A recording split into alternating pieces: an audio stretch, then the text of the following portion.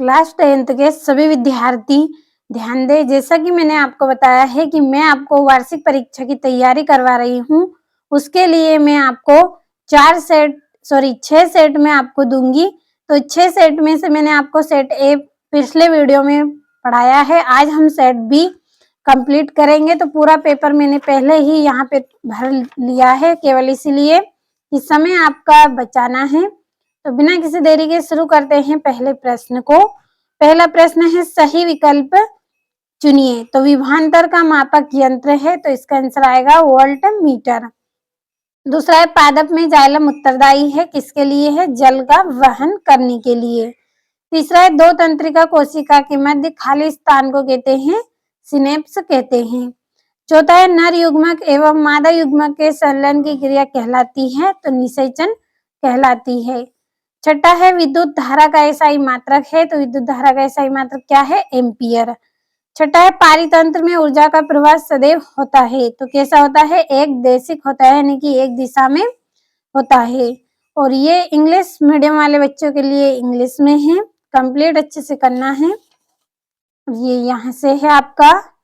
और अगला प्रश्न है, रिक्त स्थानों की पूर्ति कीजिए। तो पहला है, वे अभिक्रियाएं जिनमें उत्पाद के निर्माण के साथ साथ उष्मा भी उत्पन्न होती है, उसे डेडेस अभिक्रिया कहते हैं, तो उष्मा क्षेपी अभिक्रिया कहते हैं।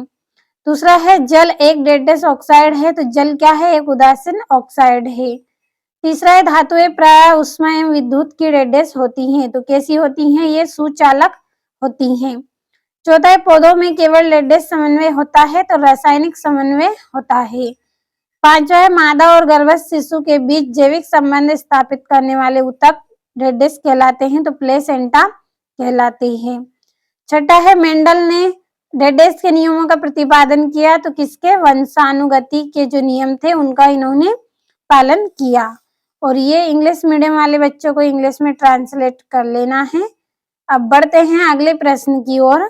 तो तीसरा प्रश्न है, सही जोड़ी लिखिए। तो पहला है, विद्युत का सुचालक अधातु, तो इसका आएगा ग्रेफाइट। दूसरा है, रक्त का थक्का बनना, तो इसका आंसर आएगा आपका प्लेटलेट्स। तीसरी है, स्वपरागन, तो स्वपरागन किसमें होता है? द्विलिंगी पुष्पों में होता है। और लिंग गुणसूत्र, तो लिंग गुणसूत्र का आएगा आपका लिंग निर्धारण। और उत्तल दर्पण द्विफोकसी लेंस आएगा इसकी जोड़ी। छठा है, जरा दूरदर्शिता, सॉरी ये आपकी द्विफोकसी लेंस, तो आपकी छठी जोड़ी रहेगी। और जो पांचवी जोड़ी रहेगी पश्च दृश्य दर्पण में उत्तल दर्पण का प्रयोग किया जाता है। और ये यहाँ से आपकी जोड़ियों पे नंबर डाल लेते हैं।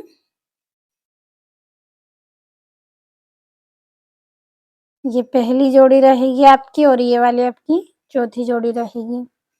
अब अगला प्रश्न, एक वाक्य में उत्तर। तो आपको इस वीडियो में जो प्रश्न मैं बाकी के बताने वाली हूँ, सभी प्रश्नों के आंसर की पीडीएफ तैयार कर ली है। इस वीडियो के डिस्क्रिप्शन में आपको नंबर दिए जाएंगे, तो आप कॉल कर लीजिए, आपको पूरे आंसर मिलेंगे इस वीडियो में जितने भी प्रश्न हैं आपके। तो एक वाक्य में उत्तर को भर लेते हैं। पहला है, जब किसी यौगिक से ऑक्सीजन से युक्त होती है तब यह अभिक्रिया क्या कहलाती है? क्या कहलाती है? अपचयन।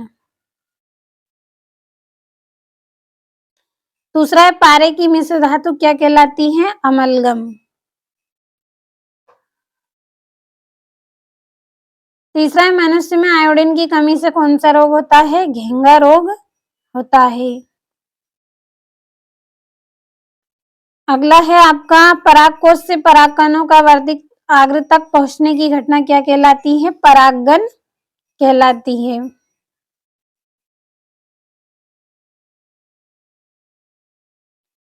पांचवा है, लेंस की क्षमता के लिए सूत्र लिखिए तथा इसका मात्रक भी आपको बताना है। तो इसका सूत्र रहेगा आपका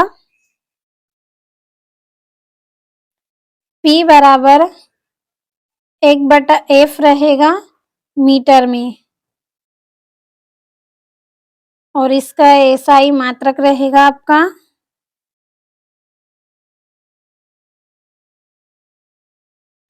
डाई ऑप्टर। डायोप्टर इसका मात्रक रहेगा। छठा है, अंतरिक्ष यात्री को आकाश कैसा दिखाई देता है? तो काला दिखाई देता है। ये एक वाक्य में उत्तर हो गए हैं। इंग्लिश मीडियम वाले बच्चे इंग्लिश में ट्रांसलेट कर लीजिए आप इनको। और अगला जो प्रश्न है, सत्य असत्य का चयन करना है, तो जल्दी से टिक कर देती हूँ, आप पढ़ लीजिएगा। पहला रहेगा आपका इसमें सत्य, जो दूसरा रहेगा वो भी आपका सत्य रहेगा, तीसरा है आपका सत्य रहेगा। तो आपका समय बचाना है केवल, इसीलिए मैं यहाँ पे आपको पढ़ के नहीं बता रही हूँ, तो आप पढ़ लीजिएगा इनको सभी को। और ये आपका सत्य रहेगा पांचवा, और छठा भी आपका सत्य रहेगा। और ये इंग्लिश में आपके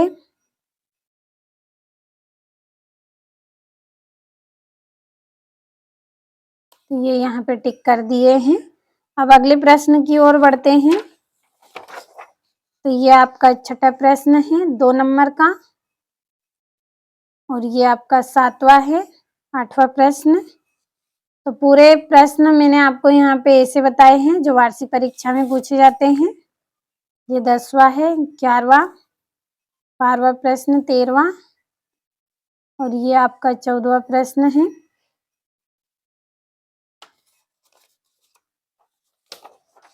और ये यहाँ पे आपका 15वां प्रश्न है, 17वां। 3-3 नंबर के प्रश्न हैं आपके। और ये यहाँ से आपका 20वां है, 21वां प्रश्न, और ये 22वां है 4 नंबर का, और ये 23वां प्रश्न है।